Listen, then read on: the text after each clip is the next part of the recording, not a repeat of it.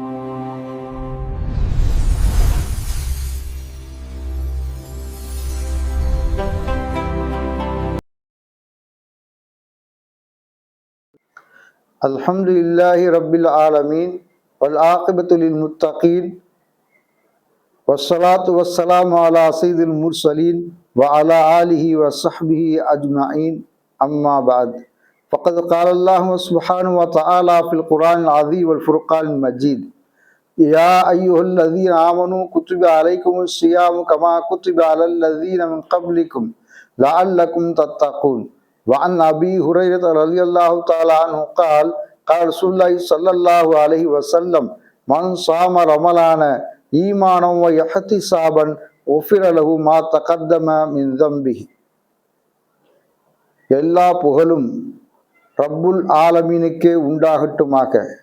சலாத்தும் சலாமும் ரஹ்மத்துல்லில் ஆலமீன் முஹம்மது ரசூலுல்லாஹி ஸல்லல்லாஹு அலைஹி வஸல்லம் அவர்கள் மீதும் அன்னலாரின் பரிசுத்த குடும்பத்தார்கள் மீதும் உலக முஸ்லீம்கள் குறிப்பாக நோன்பாளிகள் அனைவரின் மீதும் அல்லாஹ்வின் நல்லருளும் நல்லாசியும் என்றென்றும் நிலவட்டுமாக.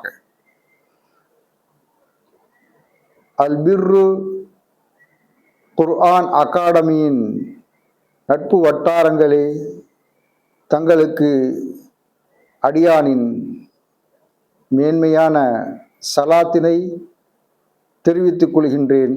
அஸ்ஸலாமு அலைக்கும் வரஹ்மத்துல்லாஹி தஆலா வபரகாத்து.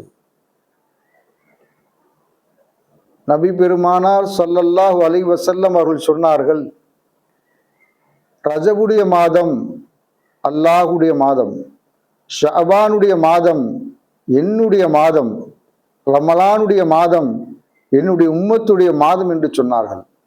காரணம், ரஜபுடைய மாதம் மிஅராஜுடைய இரவு வருகின்றது.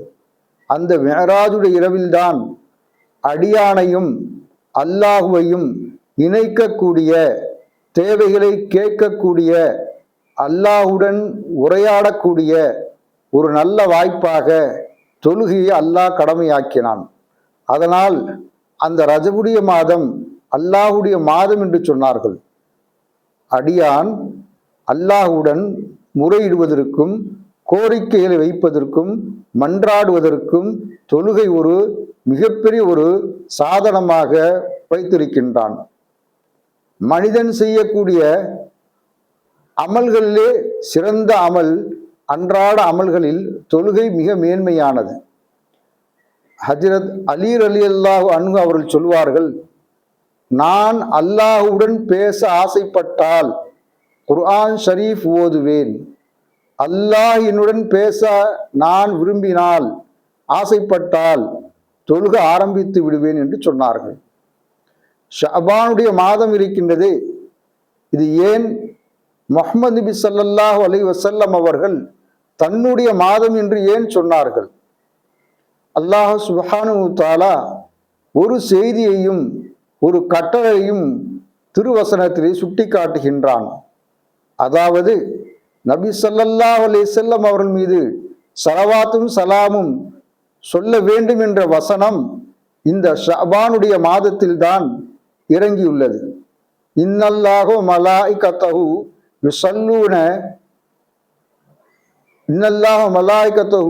யுஸல்லூன அலன் நபியி யா அய்யுஹல்லதீன ஆமனூ ஸல்லூ அலைஹி வஸல்லிமு தஸ்லீமா. அல்லாஹ் சொல்கின்றான், நிச்சயமாக அல்லாஹும் அவனுடைய மலக்குமார்களும் நபியின் மீது ஸலவாத்தும் சலாமும் சொல்கின்றார்கள். எனவே முஃமின்களே, நீங்களும் நபியின் மீது ஸலவாத்தும் சலாமும் சொல்லுங்கள் என்று கட்டளையிடுகின்றார். அந்த ஸலவாத்தும் சலாமும் அதனுடைய சிறப்பு இருக்கின்றது. நம்மை சுவனத்திற்கு நபி அவர்கள் சிஃபாரிஸ் செய்வதற்கு காரணமாக இருக்கின்றது. யார் அதிகமாக ஸலவாத் ஓதுகின்றார்களோ அவர்கள் கனவிலே நபி பெருமானாரை பார்க்கும் பாக்கியம் கிடைக்கின்றது. நபி அவர்களுடைய கரத்தால் ஹவுலுல் கௌசர் என்ற நீரை பருகும் பாக்கியம் கிடைக்கின்றது. நபி அவர்களுடைய சிஃபாரிஸ் எல்லா நபிமார்கள் ரசூலை விட ஏற்றுக்கொள்ளக்கூடிய ஒன்றாக இருக்கின்றது.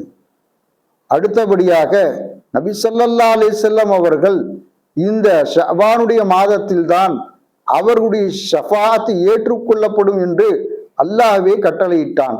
மற்ற எல்லா நபிமார்கள் ரசூல்மார்களை விட நமது நபி அவர்கள்தான் முதன்மையாக அல்லாஹ்விடம் சென்று எல்லா உம்மத்தினருக்காக வேண்டியும் ஷஃபாத் செய்வார்கள். அந்த ஷஃபாத் செய்யக்கூடிய பாக்கியத்தை நபி அவர்களுக்கு அல்லாஹ் வழங்கியது ஷஅபானுடைய மாதம். அடுத்தபடியாக ரமலானுடைய மாதம்.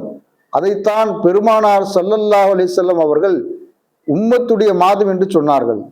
ஏனென்றால் உம்மத்தினர்கள் வருடத்தில் ஒரு முறையாவது பசித்திருந்து, தாகித்திருந்து, தனித்திருந்து, விழித்திருந்து, தொழுது, சஜ்தாவில் விழுந்து, அழுது, மன்றாடி அல்லாஹ்விடம் பாவ மன்னிப்பை கேட்டு அவர்கள் சுவனத்தில் செல்லக்கூடிய பாக்கியத்தை பெற வேண்டும் என்பதற்காக வேண்டி ரம்லானுடைய மாதத்தை முஃமின்களே உங்கள் மீது நோன்பு கடமையாக்கப்பட்டிருக்கின்றது. எவ்வாறெனில் முன்னால் சென்ற சமுதாயத்தவர்கள் மீது நோன்பு கடமையாக்கப்பட்டதைப் போல உங்கள் மீதும் கடமையாக்கப்பட்டிருக்கின்றது. அந்த நோன்பினுடைய மகிமை ஏராளம் ஏராளம், அதனுடைய நன்மைகளோ தாராளம் தாராளம். நாம் அதை அறிந்து புரிந்து செயல்பட வேண்டும். அல் பிர்ரு குர்ஆன் அகாடமியின் நேச வட்டாரங்களே, தங்களுக்கு இன்று குர்ஆன் கூறும் 5 வகையான நோன்புகளை பற்றி நாம் ஆராய்வோம்.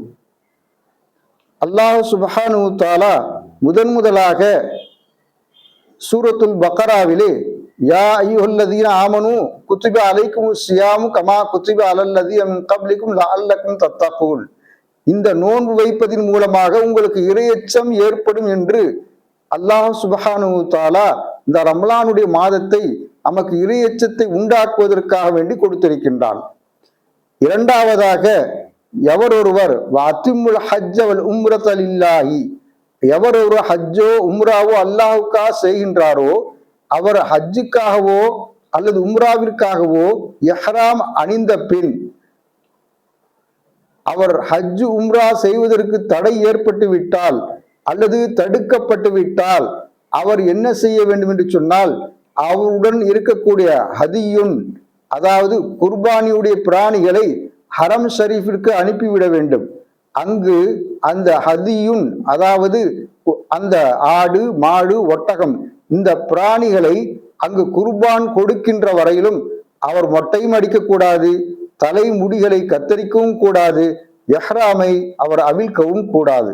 ஒரு மனிதர் தலையில் பேன் தொல்லையின் காரணமாக, பொடுகின் காரணமாக, அல்லது ஏதாவது உடல் ரீதியான பாதிப்பின் காரணமாக, அல்லது மண்டை உடைந்து விட்டது என்பதற்காக வேண்டி ஒருவர் தலையில் உள்ள முடியை களைந்து விட்டாலோ அல்லது மொட்டை அடித்து விட்டாலோ அதற்கு அவர் ஃபித்யா கொடுக்க வேண்டும். ஃபித்யா என்றால் அல்லாஹ் வழங்கிய அந்த கட்டளைக்கு மாறு செய்யும் பொழுது அதற்கு குற்றப்பரிகாரமாக கொடுக்க வேண்டும். அதாவது 10 நோன்பு வைக்க வேண்டும். அவர் ஹஜ்ஜுடைய காலத்திலே அவர் இயல்பான நிலைக்கு திரும்பிய பின் ஹஜ்ஜிலேயே ஹரம் ஷரீஃபிலேயே 3 நோன்புகளை வைக்க வேண்டும். மீதமுள்ள 7 நோன்புகளை ஊருக்கு வந்த பின் அவர் நோக்க வேண்டும். அதைத்தான் அல்லாஹ் சுப்ஹானஹு வ தஆலா தில்க அஷரத்துன் காமிலா என்று 10 நோன்பை கட்டளையிடுகின்றான். அல்லது நோன்பு வைக்க இயலாத பட்சத்திலே 6 நபர்களுக்கு சதக்கா கொடுக்க வேண்டும். அல்லது அவர் நுஸ்குன் என்று சொன்னால் குர்பானி கொடுப்பது, அல்லது ஒரு ஆட்டை அவர் குர்பானி கொடுக்க வேண்டும்.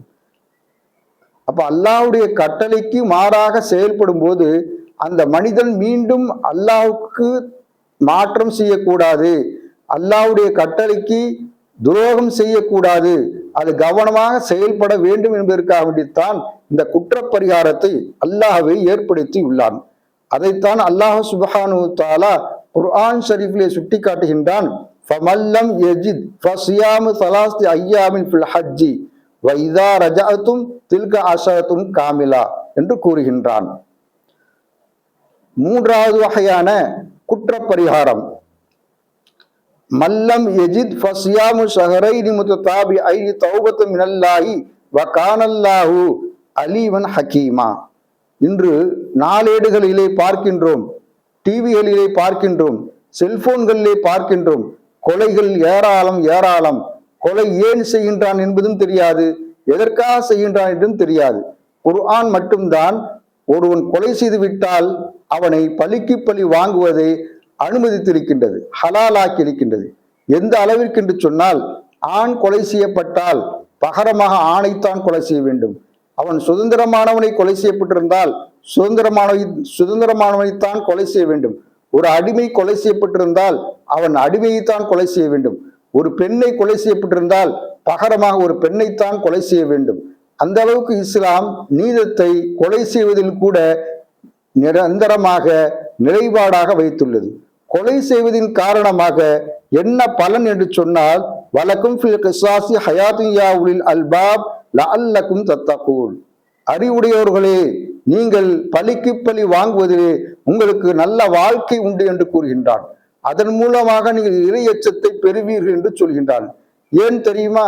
ஒரு மனிதன் கொலை செய்யப்பட்டான், அதற்கு அரசாங்கமோ அல்லது சமுதாயமோ பழிக்கு பழி அவனுடைய குடும்பத்திலே கொலை செய்யப்படும் பொழுது அந்த கொலை குற்றம் என்பது நாளடைவிலே குறைந்து கொண்டே சென்று விடுகின்றது. அவனிடத்திலே பழிக்கு பழி வாங்காத பொழுது நாளுக்கு நாள் கொலைகள் அதிகமாகிக் கொண்டே செல்கின்றது. சமுதாயம் அஞ்சுகின்றது, பயப்படுகின்றது. கொலை செய்தால் நம்முடைய வீட்டிலே உள்ளவர்களை கொலை செய்து விடுவார்களோ என்ற அச்சம் அவருடைய உள்ளத்திலே பதிந்து விடுகின்றது. அது மட்டுமல்ல, இஸ்லாம் இருக்கின்றதே, அது கிசாஸ் என்று சொன்னால் சமமாக வாங்குவது, ஈட்டுக்கு ஈடாக சமமாக வாங்குவது. அப்ப அந்த சமமாக பழிக்கு பழி வாங்கும் பொழுது அந்த சமுதாயத்திலும் சரி நாட்டிலும் சரி நல்ல நிலைமை. கொலை கொள்ளை குற்றங்களுக்கு அவ்வப்பொழுது நாம் தண்டனை கொடுக்கும் பொழுது, அல்லாஹ்வின் கட்டளை நிறைவேற்றும் பொழுது நாட்டிலே அமைதி நிலவும். அடுத்தபடியாக அல்லாஹ் சுப்ஹானஹு வ தஆலா சொல்கின்றான், அப்படி ஒருவர் தவறாக கொலை செய்தால் என்ன சட்டம்? வேண்டுமென்றே அவன் கொலை செய்வானேயானால் அது பெரும் குற்றமாக இருக்கின்றது.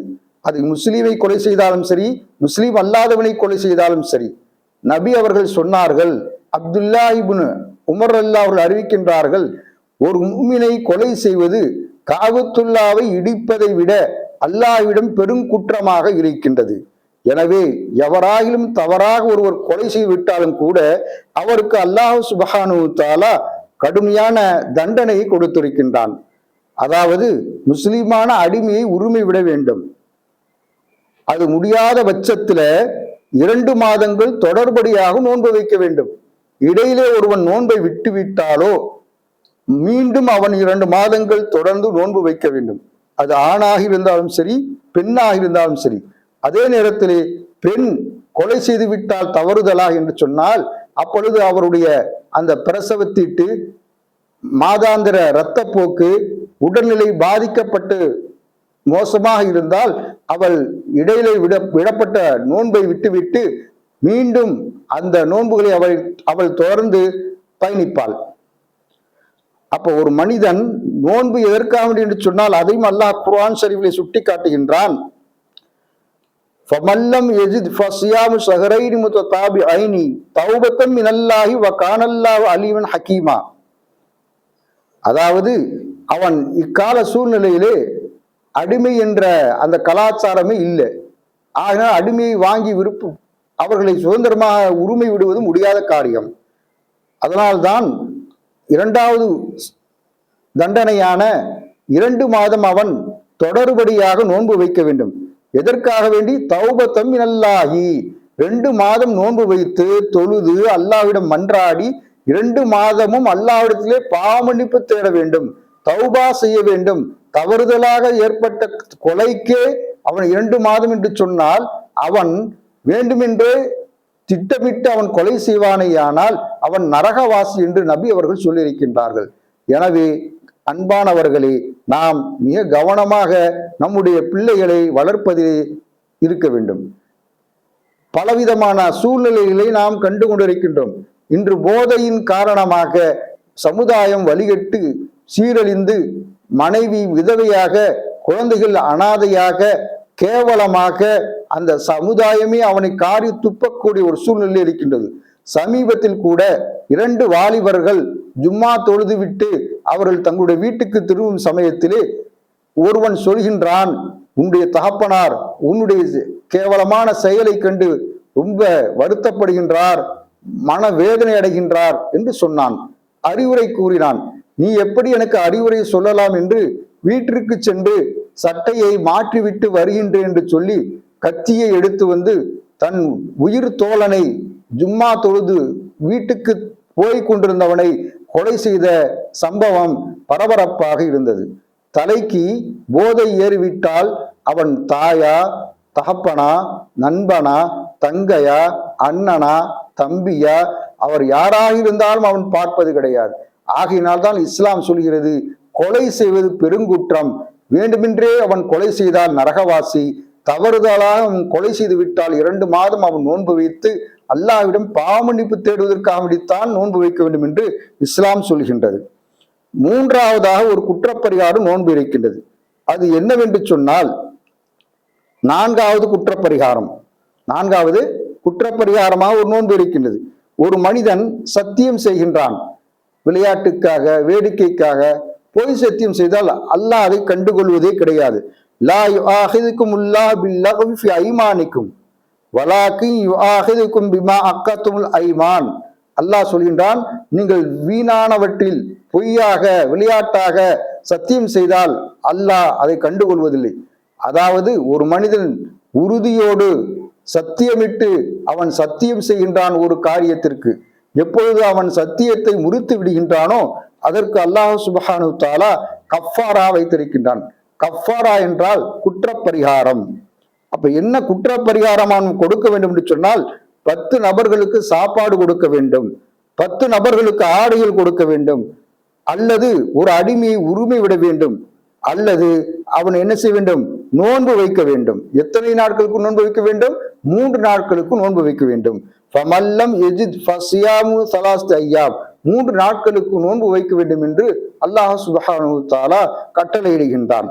அப்போ 10 நபர்களுக்கு உணவு கொடுப்பது என்பது நாம் அன்றாடம் சாப்பிடக்கூடிய உணவுகளிலிருந்து நடுத்தரமான உணவு. இக்கால சூழ்நிலையில் ஒரு சாப்பாட்டினுடைய விலை 120 ரூபாய்.